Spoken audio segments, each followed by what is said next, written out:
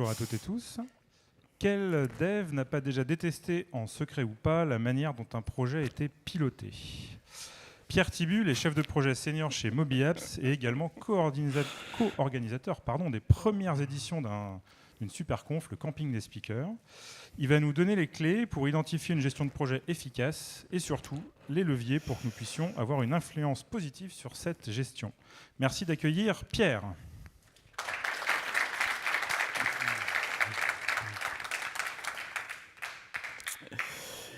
Merci pour l'introduction et merci à toute l'organe DevQuest pour l'invitation, c'est super. J'adore tellement même le thème, la DA, que je suis venu en costume.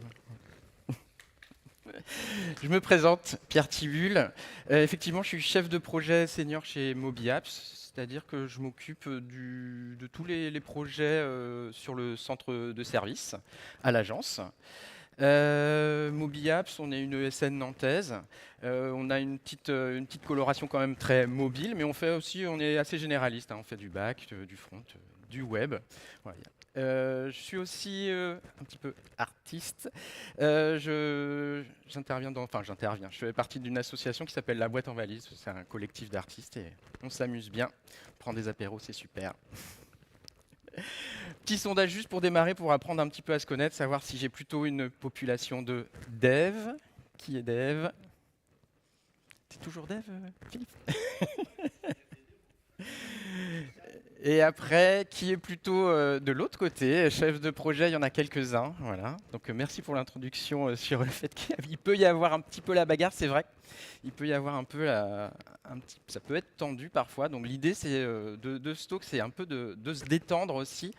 Et là, j'imagine que les autres ne sont ni dev ni chef de projet, mais c'est pas forcément grave, ils peuvent tout à fait rester. Qui parmi les devs a déjà rencontré ce que je mettais dans la description du talk: ambiguïté, changement de priorité, pression métier, sécurité psychologique, manque de reconnaissance, problèmes récurrents, ça lève des mains, voilà.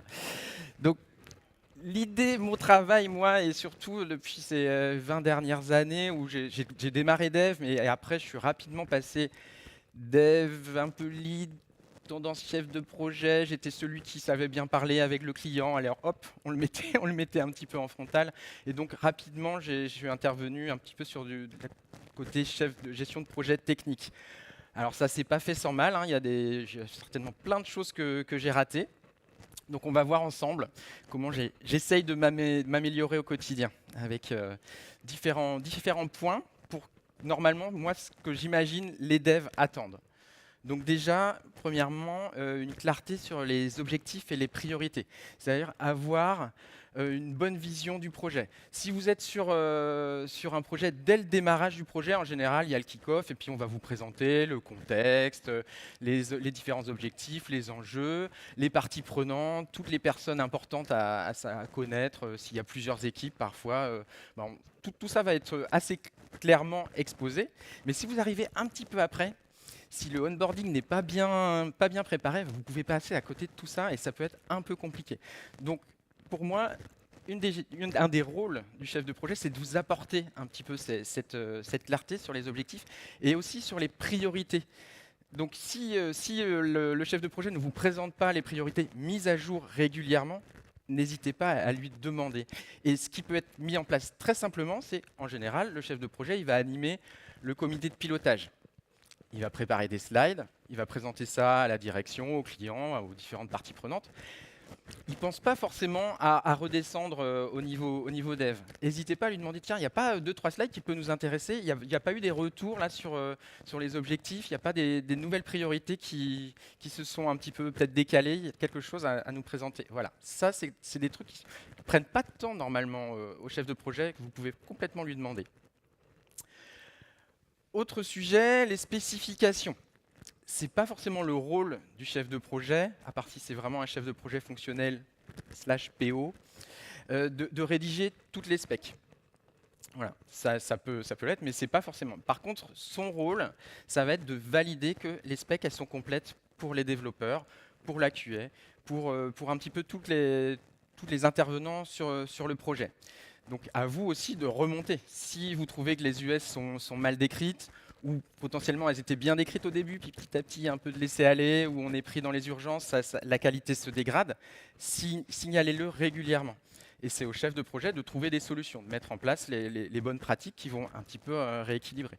Normalement, il doit le voir un petit peu avec peut-être une qualité un peu moindre sur des sprints, il doit sentir que ça patine. Parfois, il ne le voit pas ou il le voit trop tard. Remonter les informations, communiquer. Pareil sur la documentation, c'est à lui de garantir que la documentation est à jour. Il ne va pas suivre la documentation au quotidien, donc c'est à vous de lui remonter s'il y a un problème. Et il va être facilitateur aussi. Il va vous mettre en relation avec les bonnes personnes. Il y a une nouvelle lib qui arrive mise à disposition par une autre équipe. C'est à lui de trouver le bon interlocuteur, peut-être venir faire un atelier, parce que de la doc, c'est sympa, mais avoir quelqu'un vraiment en face qui peut vous expliquer de quoi il en retourne, c'est souvent mieux. Demandez-lui. Alors là, je pense que tout le monde l'a un peu vécu. On arrive sur un projet, et puis le chiffrage a été fait avant, avec des estimations irréalistes. Du coup, forcément, les deadlines, elles seront intenables. Là, le rôle du chef de projet, c'est pas de sortir le fouet et de faire avancer l'équipe de dev plus vite. Non, ça va être de vraiment agir comme un bouclier et de protéger un petit peu son équipe. On peut travailler sur une réestimation réaliste, on peut travailler sur une repriorisation ou recalculer un petit peu le périmètre à livrer pour la prochaine deadline. Il y a plein de leviers à activer. Mais plutôt que de fouetter son équipe et en augmentant la charge de façon infinie. Ça, c'est quelque chose sur lequel vous pouvez travailler aussi. Si vous sentez que très rapidement que les estimations sont réalistes, normalement, vous le verrez un peu avant le chef de projet. N'hésitez pas à remonter toutes ces informations. Le chef de projet il va aussi servir un petit peu de protection face aux urgences artificielles, c'est-à-dire les changements de scope, changements de priorité, mais pas de façon lointaine dans la roadmap, là, juste là, voire parfois sur le sprint en cours. Normalement, son rôle, c'est de limiter ça au maximum. Et s'il y a vraiment un changement qui est impératif parce que le contexte a évolué, voilà, que ça soit vraiment une décision prise collectivement. Donc il doit vous mettre aussi dans la boucle sur ce genre de sujet. Là, l'organisation du travail du périmètre, ça, pour moi, c'est vraiment le rôle de base du chef de projet. Mais encore faut-il avoir le temps de le faire correctement. Les tâches, on va les décomposer de façon logique. Si vous trouvez qu'il y a quelque chose d'un peu bizarre, que ce n'est pas logique, justement, n'hésitez pas à le signaler. Avoir aussi une bonne description de qui fait quoi au sein des équipes ou s'il y a plusieurs équipes sur des gros projets, bien identifier quelles équipes font quoi et peut-être présenter aussi les différentes roadmaps, les points d'alignement. Parce que ça va vous aider aussi à comprendre peut-être certaines deadlines et peut-être proposer et mieux travailler, proposer d'autres solutions pour pouvoir bien respecter ces deadlines. Le chef de projet aussi doit bien connaître les risques autour de son projet. Pouvoir échanger avec vous, c'est à vous aussi de lui remonter. Il y a des risques qui sont assez classiques, mais sur des librairies ou sur des sujets très techniques, ça sera à vous de faire remonter les risques. Là, le chef de projet, il n'est pas encore magicien. J'essaye de tirer le fil du thème de la conférence. Mais voilà, donc n'hésitez pas à remonter. Encore une fois, on est vraiment dans la communication. Il n'y a pas de magie là. Pour avoir une bonne gestion de projet, il faut que ça soit très fluide. Le scope creep, c'est les décalages ou les changements dans le périmètre d'un projet. Ça correspond, si ça vient de l'extérieur, aux urgences artificielles, par exemple, mais ça peut aussi venir de l'intérieur de l'équipe, du dev eux-mêmes, qui se disent « Oh tiens, il y a une opportunité, on va changer ça, on va juste à la dernière minute, si, ça va le faire, ça va le faire. » Donc là, normalement, le rôle du chef de projet, c'est de temporiser, d'essayer de bien comprendre, peut-être de faire remonter, s'il y a une vraie opportunité, de faire remonter aux instances décideuses, et pour valider ça tous ensemble. Alors, là-dessus, je ne suis pas super fort parce que moi, j'adore quand les devs font des propositions. Mais normalement, on doit faire un petit peu attention à ça. Je parle depuis le début de communication. C'est le rôle du chef de projet d'instaurer une bonne communication. Et la confiance, ça va se gagner par l'honnêteté. C'est-à-dire qu'on ne va pas forcément dire que tout va bien dans le projet, oh, vous êtes super, non. S'il y a des problèmes dans le projet, on va les présenter. On va vraiment présenter tous les risques aussi, s'il y a des risques si on s'est pris des murs, tout ça doit être présenté. On doit aussi présenter, par exemple, si vous êtes en ESN, que le client n'a plus de budget et que le projet s'arrête à la fin du mois. Attendez pas la dernière minute pour prévenir les devs. Je pense qu'il va y avoir plus des petits bruits de couloir qui vont leur arriver à l'oreille avant. C'est dommage. Autant que ça soit vous qui leur annonciez aussi les mauvaises nouvelles. Le fait d'annoncer les bonnes et les mauvaises nouvelles, normalement, ça met en place une petite transparence. Et puis, cette honnêteté, ça doit vraiment fluidifier les rapports entre le dev et le chef de projet, histoire d'avoir un petit peu confiance. Disponibilité. Si un dev veut vous parler, veut vous rencontrer pour discuter, échanger sur quelque chose, l'idée c'est d'être disponible, donc de garder un petit peu de temps pour ça. Normalement, on a une comitologie, surtout si on applique un peu la comitologie agile avec les daily. On peut avoir des rétros sur lesquels on va parler de choses qui vont bien, qui vont moins bien.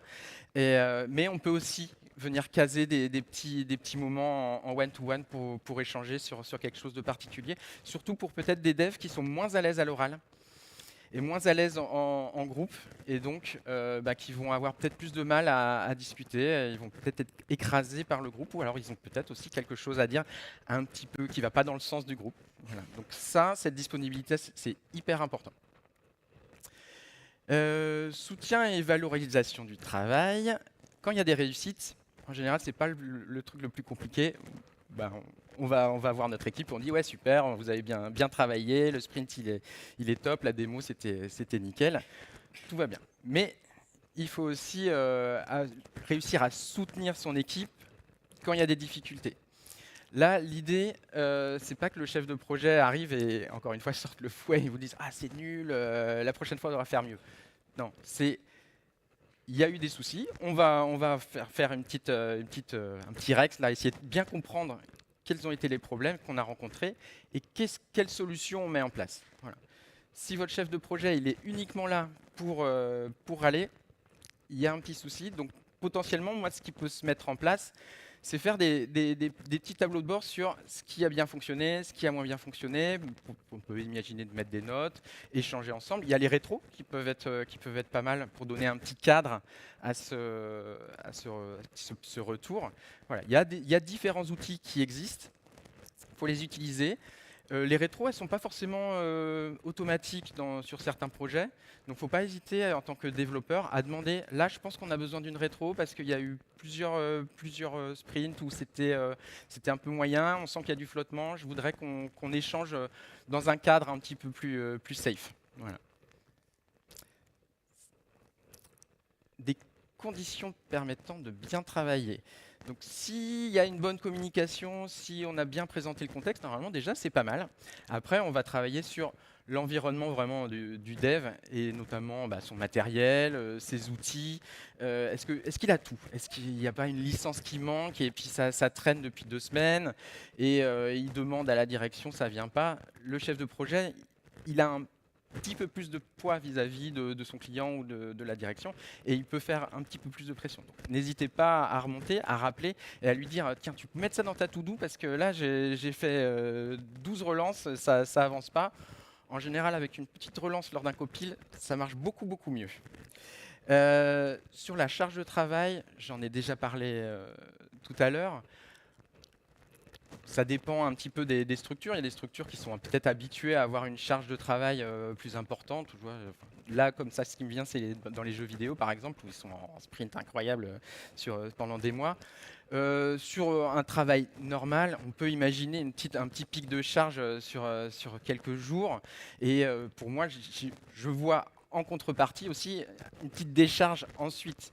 Voilà, à avoir vraiment à adapter, parce qu'il y a certaines personnes qui n'ont pas forcément les disponibilités, avec une vie de famille, des choses un petit peu plus compliquées. Donc essayez de bien adapter et trouver des solutions ensemble. Il y a toujours des solutions à trouver et ça c'est le rôle du chef de projet. En communiquant avec les développeurs, normalement on y arrive. Alors, comme je vous disais tout à l'heure, moi j'ai un passé de développeur. Jusqu'à il y a 3-4 ans, je développais encore. J'étais loin d'être le meilleur, ça c'est pas le sujet. Par contre, j'ai la compréhension minimale de la technique. Je saisis les grandes lignes de la plupart des sujets techniques de mes projets et je vais pouvoir en reparler à la direction, aux clients, lors des comités de pilotage. S'il y a des risques, je vais pouvoir peut-être vulgariser un peu la partie technique. S'il y a des opportunités aussi, dont je parlais tout à l'heure, je vais pouvoir en parler.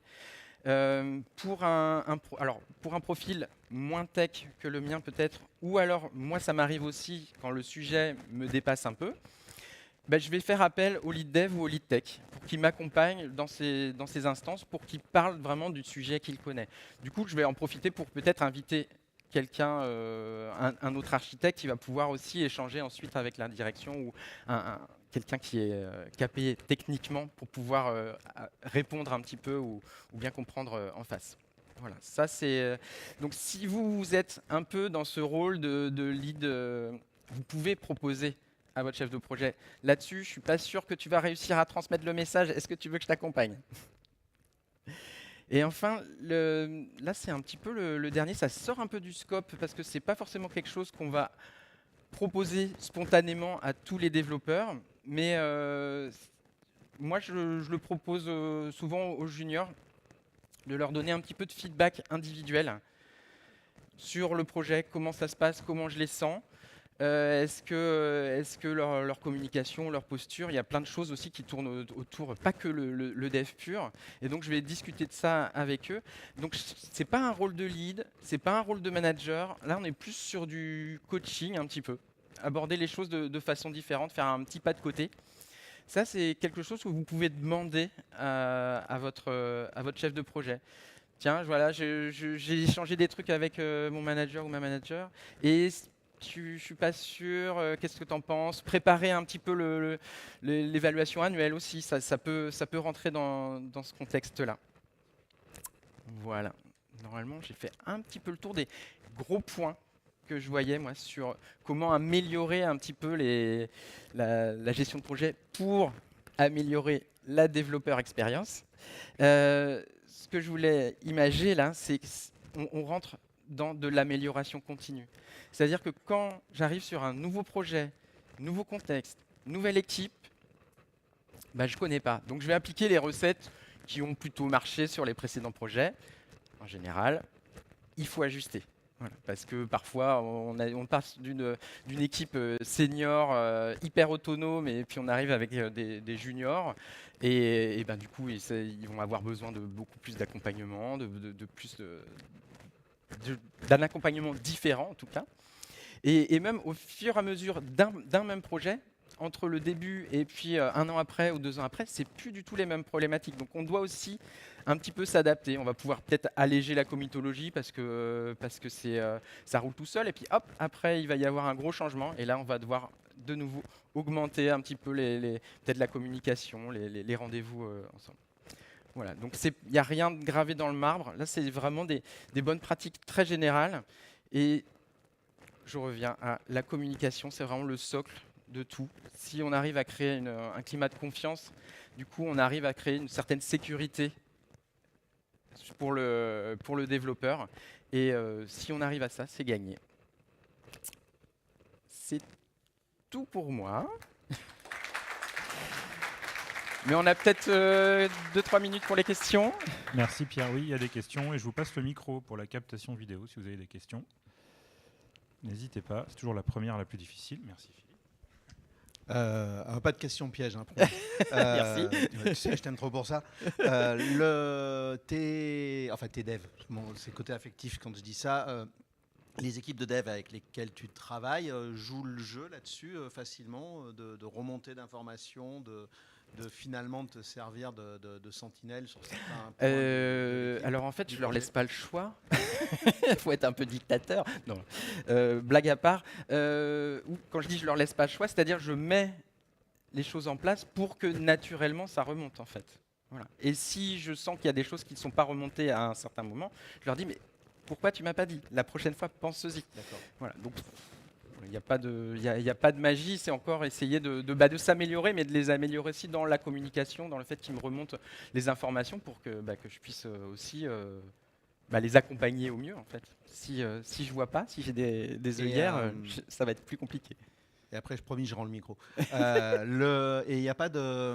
Est-ce que tu vois une différence dans la capacité de communiquer des équipes de dev en fonction de leur génération? Parce que moi, je suis un vieux chef de projet, un vieux dev, un vieux plein de trucs. Et j'ai vu différents modes de fonctionnement, même pour moi, hein, une époque ours, par exemple. Oui, et je classerais pas par y a pas de génération avec vraiment. Moi, j'ai vraiment seniors, les très juniors. Non, moi c'est plus. Alors, ça fait longtemps que j'avais fait les gens par couleur, un petit peu les différents caractères. Parce que moi, j'avais peur de poser des questions. Vont plus savoir de. J'avais peur qu'on se moque de moi, par exemple. Tu vois. Alors, oui, mais ça c'est un problème de junior un petit peu peut-être, ou non, tu l'as toujours. Syndrome de l'usurpateur.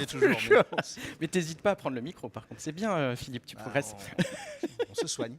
Très bien. Merci. Donc non, moi, génération, j'ai pas forcément noté, mais plus les caractères des gens, leur profil psychologique un petit peu qui peut amener une façon différente de communiquer avec eux.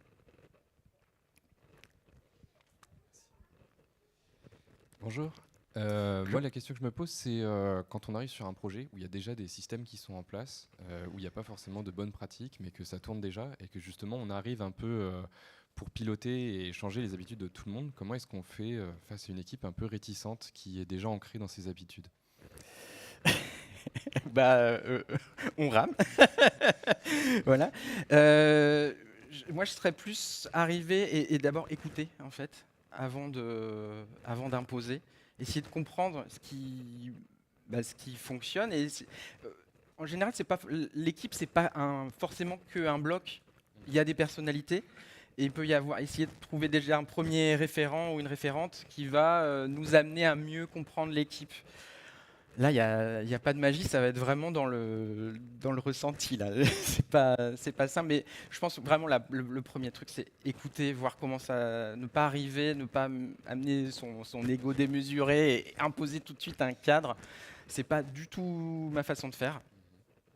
Pour l'instant, je ne me suis pas retrouvé dans des cas où je suis parachuté sur un projet et il faut immédiatement démarrer parce que dans 3 semaines, il y a une deadline et c'est la merde.